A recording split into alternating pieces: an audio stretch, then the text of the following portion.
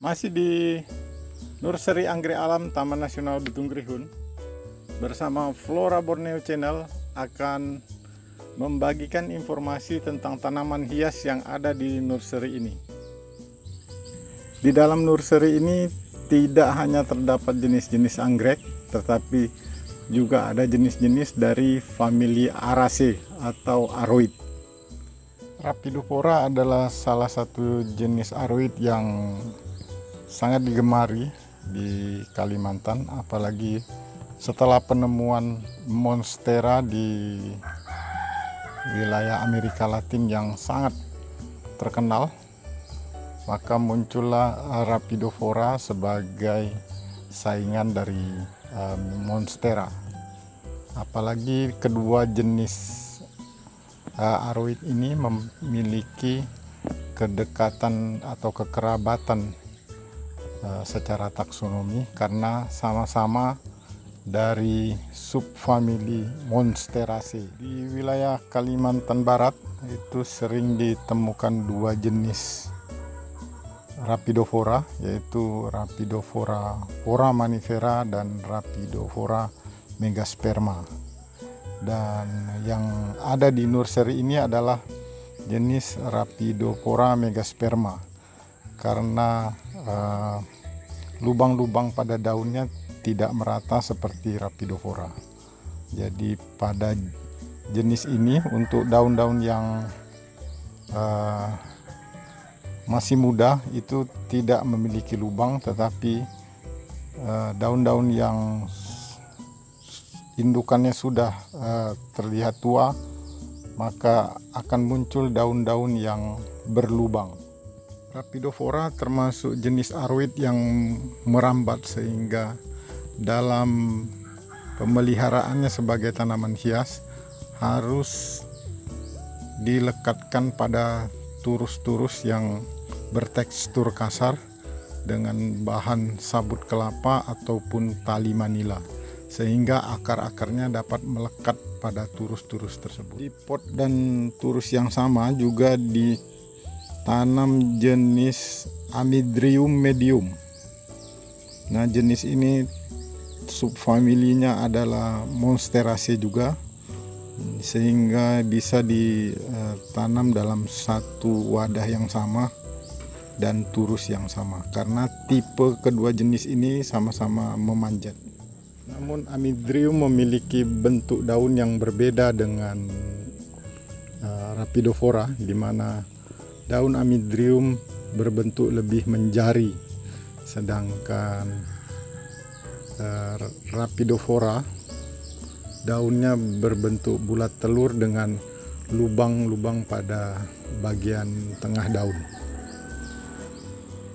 Kedua jenis ini sangat menarik untuk ditempatkan di sudut-sudut ruangan karena nuansa hutan tropisnya akan kentara setelah jenis ini ditempatkan. Ini Anda bisa saksikan ada satu jenis yang menarik, yaitu Homalomena. Namun sampai sekarang ID-nya belum bisa dipastikan karena bentuk daunnya yang unik, di mana belakang daunnya ini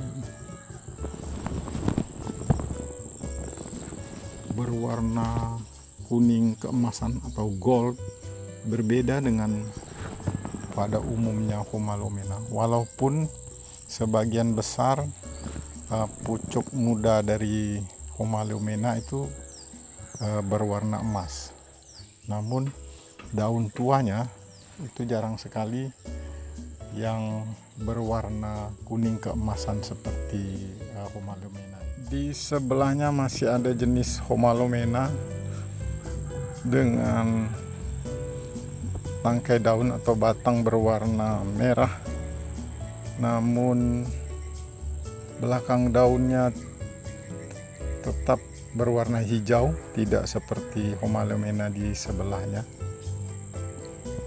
Ini kita bisa lihat ya, tetap berwarna hijau, sedangkan yang Homalomena di sebelahnya berwarna kuning keemasan.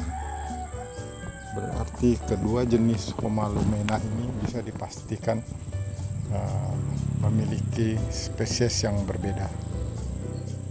Ciri khas dari Homalomena ini adalah apabila batangnya dipotong itu akan memunculkan aroma tersendiri. Jadi bau dari potongan batangnya sangat khas sekali, terasa agak menyengat, sehingga ini bisa dijadikan cara untuk mengidentifikasi jenis-jenis Homalomena di alam. Di sela-sela tanaman anggrek kita lihat ada satu jenis Alocasia yang sangat unik.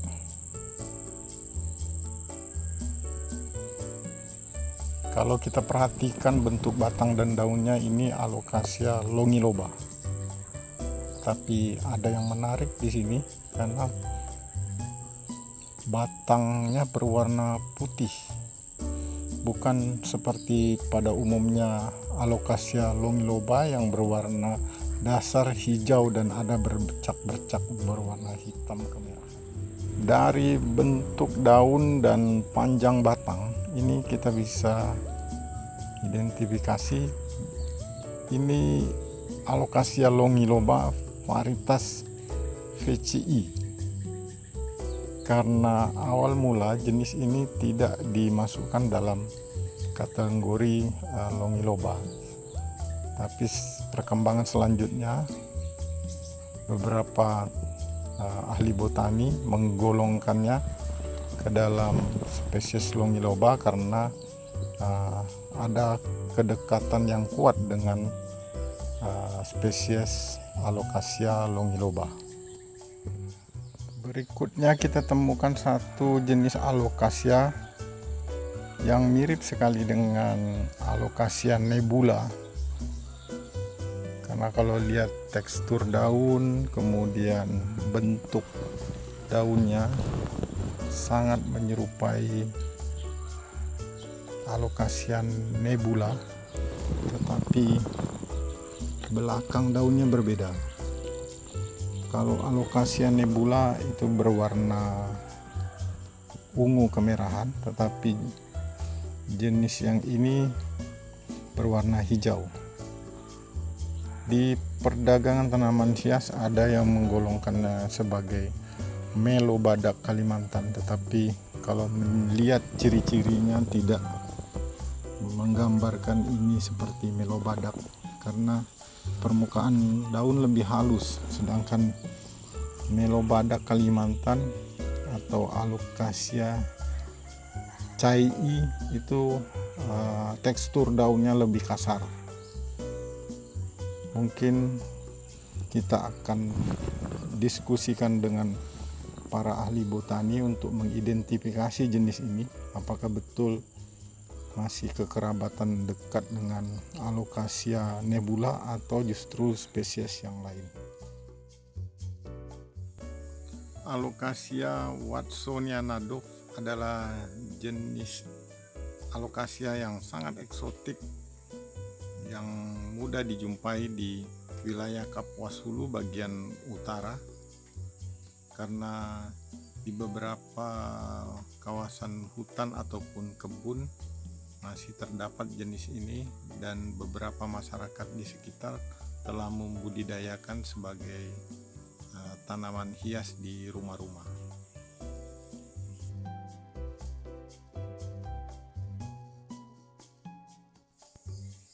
Jenis lain yang merupakan endemik Kabupaten Kapuas Hulu adalah Alocasia invernalis. Di perdagangan tanaman hias ini dibedakan antara jenis Alocasia invernalis dan Black Indo. Tapi secara taksonomi ini tetap diidentifikasi sebagai Alocasia invernalis. Karena kalau dilihat penampilannya baik Black Indo ataupun invernalis sebenarnya merupakan individu yang sama. Bisa kita lihat dari daunnya, di mana terjadi perubahan antara daun yang berwarna hijau yang biasa disebut invernalis, sedangkan yang lainnya adalah daun yang berwarna hitam kemerahan. Ini adalah sebuah metamorfosis dari indukan, dari anakan menjadi indukan Alocasia invernalis. Jadi dapat disimpulkan bahwa jenis ini walaupun di perdagangan tanaman hias dibedakan identifikasinya, tetapi secara taksonomi jenis ini hanya satu, yaitu Alocasia invernalis.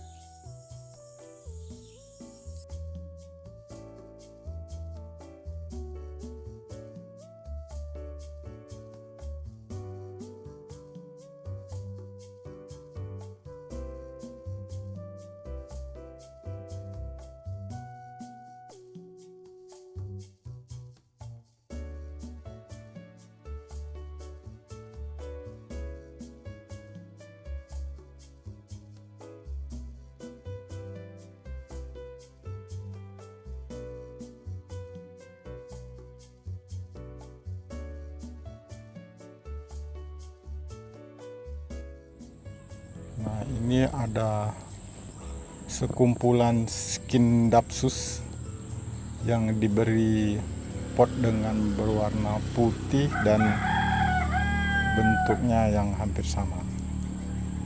Jadi Scindapsus ini kalau kita lihat ciri-ciri daunnya yang berwarna hijau gelap, ini bisa dipastikan jenis Scindapsus trubii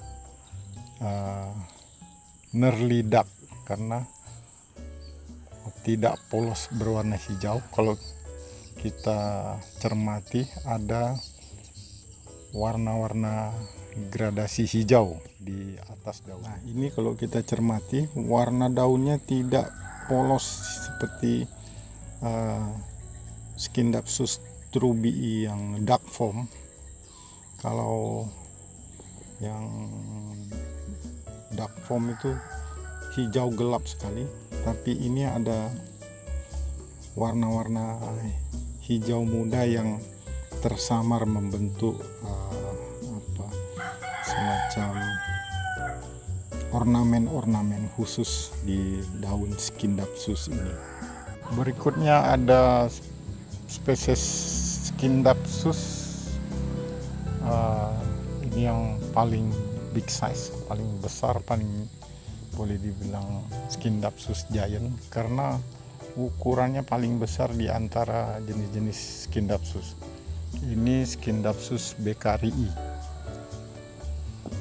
Kebetulan kondisinya sedang berbunga, berwarna putih dan mencirikan bunga arase, di mana berbentuk tongkol seperti jagung, kemudian di dalamnya ada butiran-butiran halus yang akan menjadi biji dari Scindapsus ini.